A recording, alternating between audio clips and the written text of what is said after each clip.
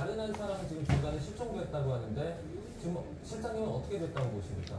이제 크게 보면 두 가지 이제 상황을 가정할 수 있을 텐데요. 중간에 돌아갔거나 볼에 빠져 죽었거나 이렇게 볼 수 있거든요. 네. 중간에 돌아가면 인원이 돌아가는 경우에 처벌받을 거라고 분명히 알 거라고요.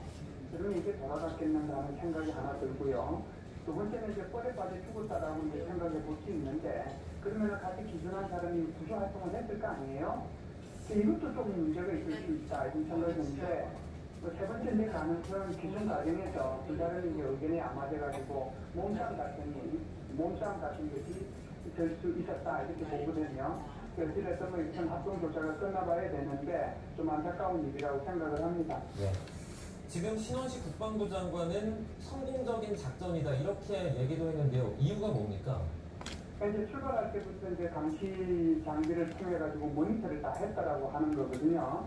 그래서 이제 안전하게 기술을 유도했다라고 하는데 왜 그러냐면 기술자가 오더라도 여기는 이제 초병 한두 명만 이 기술자를 이렇게 모니터하는 것이 아니고 네. 다른 사람들도 볼 수 있는데 여기에 대해서 서로 간에 이런 정보가 공유가 되지 않으면 다시 잘못하면 기술자를 향해서 총격을 할 수도 있잖아요. 네. 그렇기 때문에 이제 안전하게 기술을 지켰다라고 보는데 그러면은 어떻게 성공적으로 기술했느냐라고 하는 것이 문제가 되지 않겠어요? 그래서 이것은 신원식 국방부 장관이 어제 국회에서 답변을 이제 한 것을 보면은 그쪽에 답이 있다라고 생각을 합니다. 어떻게 이제 성공적으로 유도했는지 그 공개 여부는 관계 기관과 상의를 해서 필요한 부분만큼만 공개하겠다라고 했는데 이유가 있어요. 왜 그러냐면은 이 내용을 다 밝히면 향후에 북한이 이를 연용할 수도 있거든요. 네. 그렇기 때문에 세부적인 내용은 밝히지 않았다라고 봅니다. 이제 어제 귀순이 이루어진 지역을 보면 남북의 어떤 우발적인 충돌을 막기 위한 그런 완충구역에 해당되지 않습니까? 그렇죠. 이게 지금 우리 육지 같은 경우에는 군사 공개선이라고 하는 MDL이 있고 그 MDL에서 북쪽으로 2km, 남쪽으로 2km에서 총 4km가 동쪽에서부터 저쪽까지 비무장지대로 구성이 되어 있지 않습니까? 그런데 이제 한강하구 같은 경우에는 여기에는 이제 육지가 없으니까 물을 이제 공동으로 이렇게 사용을 해야 되는 거거든요. 그래서 한강하구에는 이런 중립수역, 그러니까 좀 좋게 말하면 공동 이용 수역을 이렇게 정해놓는 거죠. 이것이 이제 어떻게 보면 저쪽 파주시 탄해면부터 시작해서 여기 강화군 서도면까지 한 67km 구간에 해당이 됩니다. 이것은 이제 유엔군사령부 군사정전위원회가 관리를 하고 있는데요. 그런데 가장 폭이 넓은 곳은 한 10km 정도 되고 가장 좁은 곳은 한 900m 정도 됩니다. 그래서 젊을 때는 뭐 걸어 다닐 수 있는 수준으로 수위가 낮아지는 지점이 있기는 합니다. 그래서 이것을 우리는 완충구역이다 이렇게 표현을 하죠. 네. 이제 북한 주민 기순에 대해서 태영호 민주평화통일자문회의 사무처장도 이 인터뷰를 했습니다. 관련 내용 듣고 오도록 하겠습니다. 북한 쪽에서 거기에 대한 경계 인력도 강하고 지뢰도 촘촘히 매설되어 있는 지역입니다. 그런데 어제 새벽에 왔는데 청성 한방도 안 울렸다는 거 아닙니까? 그 주민이 그 지역을 경계하고 있는 북한군의 현 실정을 대단히 잘 알고 있다는 거예요. 걸어서 넘어오는데 총도 안 쐈다는 건 그만큼 지금 거기에 나와서 근무하고 있는 북한군이 대단히 필요했기 때문에 그 순간에 제 판단에 의하면 절든지 자든지 해서 시끄러지 못한 것 봅니다. 네, 이제 태영호 사무처장의 말을 좀 한마디로 요약을 하자면 북한군의 경계가 허술해졌다 이렇게 좀 볼 수 있는 거겠죠? 네, 아무래도 이제 그거는 뭐 맞죠. 왜 그러냐면 이제 이걸 가지고 북한의 전력 문제를 얘기할 수 있는 건 아니지만 경계가 이제 허술해졌다고 볼 수 있는데 이것은 이제 지뢰도 매설하고 장벽도 설치하고 본부터 계속해서 이렇게 해왔잖아요. 그래서 이제 북한군들이 상당히 피곤한 상태에서 이렇게 경계 문제가 좀 허술해졌다고 볼 수 있는데 중요한 건 이거 같아요. 이게 지금 넘어있는 북한 군인인지 주민인지 이게 지금 모르거든요. 또 이것을 이제 국방부 장관이 어제 국회에서 얘기한 것도 지금 이것은 말을 할 수가 없다 이렇게 얘기했단 말이죠. 이것은 이제 아마 전체적으로 합동 신문이 끝나고 나면 북한군인지 주민인지 아마 발표를 하지 않겠는가라고 생각을 합니다. 그런데 이제 북한군이 기술을 했을 경우에는 자기 스스로가 이제 경계 건물을 마지막에 펴고 이렇게 이제 기술을 했을 수 있잖아요. 만약에 민간인이라고 하면 아마 그 북한인들의 그 경계 시스템을 잘 알고 시합 시간대가 언제인지 그걸 알고 이렇게 기준을 하지 않았겠는가 이렇게 봅니다.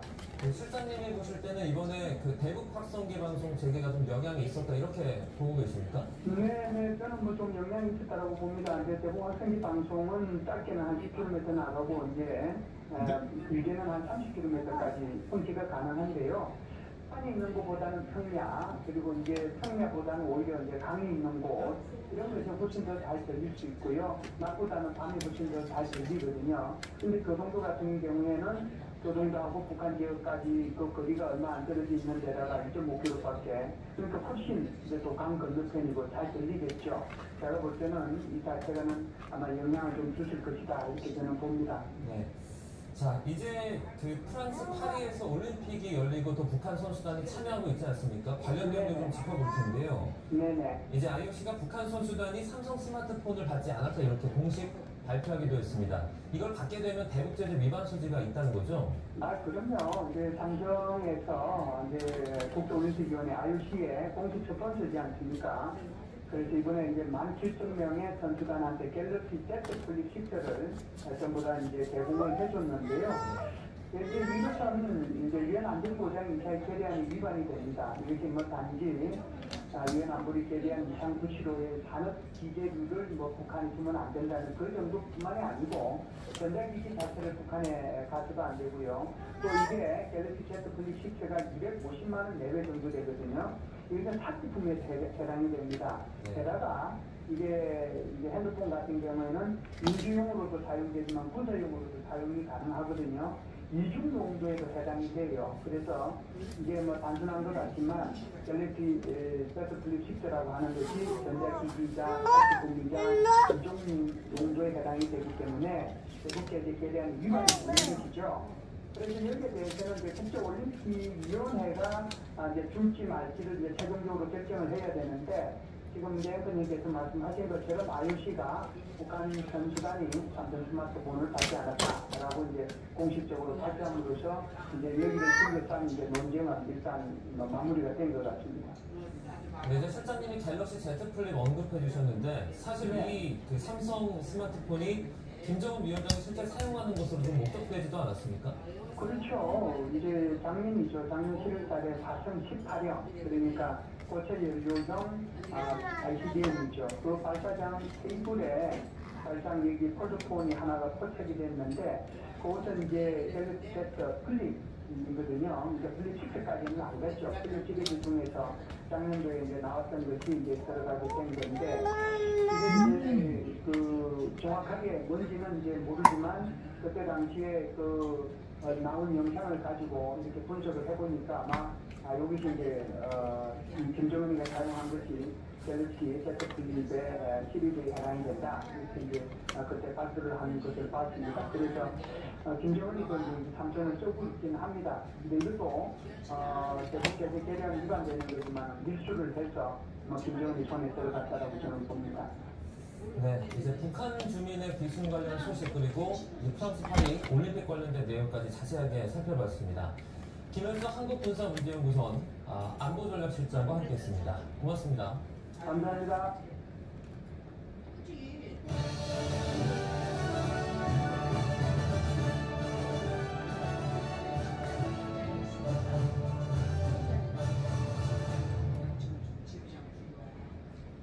세계 랭킹 24위 김유진이 상위권 선수들을 모두 누르고 올림픽 금메달을 목에 걸었습니다.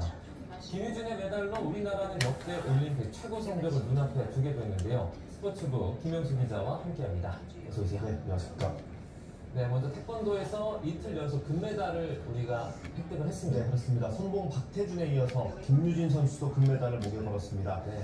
태권도에서 이틀 연속으로 금빛 소식이 들어왔죠. 금메달까지 가는 길은 말 그대로 좀 가시밭길이었습니다. 16강전부터 결승까지 랭킹 5위부터 1위까지 선수들이 다 만났어요. 3위 빼고 다 했습니다. 그런데 김유진 선수가 차례로 다 꺾어줬습니다. 김유진 선수가 24위예요, 랭킹이. 굉장히 낮죠. 근데 이 선수들을 하나하나 꺾으면서 약간 보장되기 느낌이고 올림픽을 잘 지켜냈습니다. 김유진 선수 키가 화면을 보시면 아시겠지만 굉장히 커요. 183입니다. 근데 장기가 잘하는 게 다리가 상대 얼굴을 치는 찍기예요. 이 기술로 아주 많은 선수들을 놀라게 했고요. 아마 또 이 앞발로 이제 선수들 견제를 많이 했는데 그런 것에 상대 선수들이 많이 당황했던 것 같아요. 김유진 선수가 대회를 좀 잘 준비한 것 같은 느낌이 있었거든요. 인터뷰 준비된 거 한번 들어보겠습니다. 그동안의 혹독한 훈련의 결과라고 보고 너무 힘들게 했기 때문에 제 자신을 믿고 또 앞서서 어제 태준이가 너무 잘해줘서 또 좋은 말을 또 많이 해주고 해가지고 제가 그 힘을 탄력을 받아서 또 잘한 것 같아요. 어떤 말을 좀 해줬어요? 누나 별거 아니에요. 진짜 별거 아니라니까요? 이러면서 또 긴장하지 말라고 진짜 진리라고 하더라고요. 할머니가 저를 진짜 한남쟁이 때부터 키워주셨거든요. 정말 엄마 같은 존재고 정말 할머니한테 너무 고맙다는 말 해주고 싶어요. 네, 우리 이제 금메달리스트 김유진 선수 사실 이렇게 메달을 따기까지도 그 과정이 순탄치 않았다고요. 그렇습니다. 뭐 이변, 반란으로 만들어지기까지 그 과정이 순탄하지 않았습니다. 세계 랭킹 5위까지는 올림픽에 출전할 수 있는 출전권이 자동으로 나와요. 근데 아까 말씀드린 것처럼 김유진 선수는 랭킹이 24위예요. 그래서 또 다른 과정을 거쳐야 했는데 일단 국내 선발전을 거쳤고요. 거기서 아시아 선수들과 다시 한번 대결했습니다. 정말 어렵게 올림픽 출전권을 따게 됐고요. 아마 또 마음고생이 있었을 겁니다. 왜냐면 우리나라 선수단 내에서도 메달권이 유력하다 이렇게 봤던 선수가 아니에요. 그래서 좀 마음고생이 있었을 텐데 그래도 그 모든 우려를 다 씻어내는 금빛 반짝이었습니다. 네, 지금 아직 우리 태권도 경기가 좀 남았으니까 그쪽이니까 좀 욕심이 더 나겠습니다. 그렇습니다. 욕심을 내볼 만합니다. 태권도 선수들 모두 4명이 출전했고요. 2명은 지금 금메달을 땄죠. 나머지 2명 선수가 남았습니다. 서건우 이다민 선수인데 서건우 선수 같은 경우는 대표팀 감독이 사고 칠 것 같다고 했던 그 선수고요. 네. 태권도 집안으로 알려진 그 선수고 이다빈 선수 같은 경우는 지난 도쿄 대회 때 은메달을 목에 걸었던 선수입니다. 이번에 금메달을 따게 되면 개인적으로 이제 그랜드슬램을 달성하게 되기 때문에 아마도 또 남다른 각오를 가지고 있지 않을까 싶습니다. 네. 베이징 대회 때 2008년 베이징 대회 때 우리 태권도가 굉장히 잘했어요. 금메달 4개를 땄었거든요. 그때 영광을 다시 한번 재현할 수도 있지 않을까 그런 기대를 해보고요. 꼭 양궁만 금메달 많이 따는 건 없습니다. 태권도 선수도 잘해줬으면 좋겠고요. 김유진 선수도 경기 마치고 인터뷰하면서 금메달 4개 꼭 딸 수 있을 것 같다 이런 기운을 좀 전달하겠다고 했습니다. 네. 지금 그 우리나라 메달 수가 너무 많이 따가지고요. 네. 김유진이 메달을 따면서 이제 금메달이 13개까지 된 거죠? 예, 그렇습니다. 금메달 지금 13개입니다. 우리가 올림픽 소식을 전하면서 최초 세웠던 목표를 여러 번 말씀드렸잖아요. 금메달 5개였습니다. 지금 이쯤 되니까 우리가 왜 그렇게 목표를 잡았지? 라고 의아할 정도로 지금 선수들이 너무 잘해주고 있어요. 보시는 대로 지금 금메달 13개는 2008년 베이징 그리고 2012년 런던 올림픽 때와 타이빈입니다. 네. 여기 하나만 넣었다면 이제 가장 많은 금메달을 따게 되는 겁니다. 우리 선수단 거듭 말씀드리지만 48년 만에 최소 규모였어요. 143명이 지금 파리에 가서 13개 금메달을 따온 겁니다. 정말 대단한 성과고요. 앞으로 남은 종목들이 꽤 많이 있습니다. 지금 우리가 잘만 하면 이제 뭐 역대 최소 선수단이 역대 최고의 기록을 세우는 어떤 그런 기록도 만들어낼 수 있을 것 같아요. 그럴 가능성이 있다고 봐야겠죠. 그렇게 기대를 하고 있습니다. 네, 일단 기대를 해보고요. 네. 기록 좋았던 베이징과 런던 대회 때랑 지금을 좀 비교를 해보면 됩니다. 그때 메달을 땄는데 아직 메달이 없는 종목이 있어요. 경기는 남아있는데 그게 바로 역도입니다. 네. 역도는 이제 막 경기를 시작했고요. 제2의 장미란이라고 불리는 박혜정 그리고 김수현 선수가 메달을 딸 수 있는 기대주로 꼽히고 있습니다. 아까 말씀드린 것처럼 태권도도 아직 2명의 선수가 남아있고요. 전우태 선수를 중심으로 하는 등대호 정도 우리가 메달을 한번 기대해 볼 수 있을 것 같습니다. 네. 이렇게 메달이 최고 기록을 달성하는 게 좀 눈앞에 보이니까 다시 한번 우리 구기 종목이 조금 더 뒷받침해줬으면 어땠을까 하는 아쉬움이 있더라고요. 네. 약간의 아쉬움이 남습니다. 이번에는 탁구 소식도 좀 보도록 하겠습니다. 항상 우리 앞을 가로막는 나라가 또 등장을 하네요. 예, 탁구 경기를 설명을 드릴 때마다 소개 드릴 때마다 중국 얘기를 안 할 수가 없는 것 같습니다. 네. 남자 선수들이 중국의 8강에서 졌었고요. 여자 선수들은 4강에서 북한한테 졌습니다. 중국 선수들이 워낙 잘하더라고요. 0대3으로 완패를 했고요. 아직 끝이 아닙니다. 동메달 결정전이 남아있고요. 내일 오후에 독일과 치르게 됩니다. 네. 이 동메달을 따는 것 자체가 일단 16년만이 될 거라고 하더라고요. 그러니까 동메달 그 자체로도 의미가 있기 때문에 잘 해줬으면 좋겠고, 신유빈 선수 같은 경우는 지금 동메달 결정전만 3번 치르게 되는 겁니다. 혼복에서 동메달 결정전에서 이겨서 동메달을 목에 걸었고, 개인전에서는 아쉽게 동메달 결정전을 지쳤죠. 이번에 다시 한번 동메달 결정전에 나오는데 잘 싸워서 메달 하나보다 2개가 더 좋겠죠. 네, 좋은 성과 있었으면 좋겠습니다. 네. 2개가 될 거라고 생각을 그리고 저희가 인터뷰를 하나 준비했는데 그것도 같이 들어보면 좋겠습니다. 네. 상대가 너무 강하고요. 일단 저보다 실력 너무 많이 앞섰다고는 느낌이 좀 잘 느꼈었어요. 일단 결과는 너무 아쉽지만 그래도 이제 동메달 결정전 또 남았기 때문에 지치지 않고 다시 준비 잘해서 이기는 경기를 다시 해야 된다 생각합니다. 게임 져지라 그래도 나한테 최선을 다하는 것 같고요. 빨리 우리 지는 거 오늘 빨리 잊어버리고 정리하고 또 잘 쉬고 내일 모레 상담의전 최선을 다하겠습니다. 네, 마지막으로 사격의 김예지 선수 네. 얘기를 좀 나눠보도록 하겠습니다. 저희가 앞서 속보로 전해드리기도 했는데 국내에 들어와서 기자회견 하던 중에 갑자기 쓰러졌어요. 네, 뭐 많이 놀라신 분들이 꽤 있을 것 같아요. 지금 보시는 화면이고요. 국내에 들어온 지는 이틀 됐죠. 사격대표팀 이틀 전에 들어왔는데 네. 이게 이제 소속팀으로 가서 환영식하고 기자회견을 하는 중이었어요. 네. 그런데 갑자기 쓰러졌고요. 근데 다행히 저기 현장에서 이제 응급처치를 빨리 해서 네. 큰 문제는 없는 것으로 현재까지는 확인되고 있고요. 물론 다양한 검사를 해야 되겠죠. 그런데 일단 그 임시군청 감독이 전한 얘기에 따르면 회복은 됐고 일단 병원에서 좀 휴식을 취할 예정이라고 합니다. 네. 아마도 이 경기 일정이 꽤 오래 진행이 됐기 때문에 올림픽 무대에서는 그 압박과 부담감이 컸을 테니까요. 그런 것들을 견뎌내고 이제 국내에 와서 많이 쉬지도 못했을 겁니다. 또 여러 일정을 통하다 보니까 좀 체력적인 부담이 많이 됐던 것 같고요. 병원에서 좀 충분히 휴식을 취하고 다시 한번 팬들 앞에 모습을 보여주면 좋겠습니다. 네. 이제 뭐 김혜지 씨 관련해가지고 뭐 추가적인 소식을 들어오면 저희가 또 전해드리도록 하겠습니다. 다행히 당연하게 또 아무도 없겠지만 저희가 계속해서 전해드리겠습니다. 이제 얼마 남지 않은 파리 올림픽입니다. 끝까지 우리 선수들 함께 큰 응원 부탁드리겠습니다. 지금까지 스포츠부 김용수 기자와 함께했습니다. 고맙습니다. 이번 파리올림픽에서 처음으로 정식 종목이 된 브레이킹 경기는 오늘부터 시작이 되는데 대한민국 국가대표 홍태일 선수는 내일 밤 첫 경기에 나섭니다.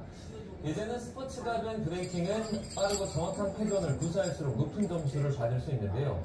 브레이킹의 승리 공식은 바로 물리학에 숨어 있다고 합니다. 보도에 임늘솔 기자입니다.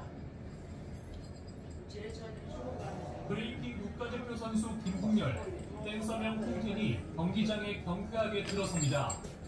화려한 발놀림, 절도 있는 웨이브와 함께 팽이처럼 강하게 회전합니다. 이어 팔꿈치로 물구나무를 서서 버티는 엘보우 프리즈 등 자신의 시그니처 동작도 선보입니다. 거리에서 시작된 춤에서 스포츠로 발전한 브레이킹은 이번 파리올림픽에서 처음으로 정식 종목에 채택됐습니다. 브레이킹은 톱로, 다운로, 파워무브, 프리즈 4가지 기본 동작으로 구성됩니다. 선수들은 등과 팔꿈치, 머리를 회전축으로 삼고 움직이기 때문에 마찰과 관성, 원심력 등 분리 현상을 최대한 잘 활용해야 합니다. 마찰을 최소화할 수 있는 의상을 고르거나 관성을 이길 수 있도록 접지력이 강한 신발을 선택하는 겁니다. 신발의 밑바닥은 접지력이 중요하지만 신발의 옆부분은 마찰력이 적으면 춤을 출 때 유리한 경우도 있거든요. 이는 춤의 구사뿐만 아니라 체력 소비를 줄이는 데도 정말 중요하죠. 헤드 스피드이 포함된 파워무브의 핵심은 바로 회전입니다. 쓰러지지 않고 오랫동안 동작을 유지하려면 어깨와 허리, 발목으로 이어지는 몸의 중심축을 중력과 같은 방향으로 만들어야 합니다. 자신의 질량을 회전축 가까이 가져올수록 회전 속도를 높일 수 있는데 다리를 일자로 쭉 뻗으면 속도가 빨라지고 옆으로 벌리면 느려지는 원리입니다. 브레이킹에서 우리가 몸을 회전축으로 붙이는 행동은 관성 모멘트를 작게 줄이는 역할을 하게 됩니다. 따라서 일정한 가공 용량을 갖기 위해 회전 각속도가 커지게 되죠.